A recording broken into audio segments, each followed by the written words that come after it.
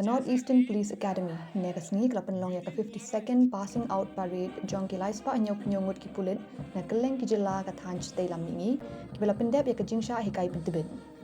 ki laispa ngut ki Pulit ki bela Pyndep ya ka jingsha hikai Pyntbit ki kan thop arspa ngut ki shinrang but chispa away ngut ki kan thai ki bela Pyndep ya ka basic course hapo ka North Eastern Police Academy na ka benta ka keredan sub inspector but deputy superintendent of police.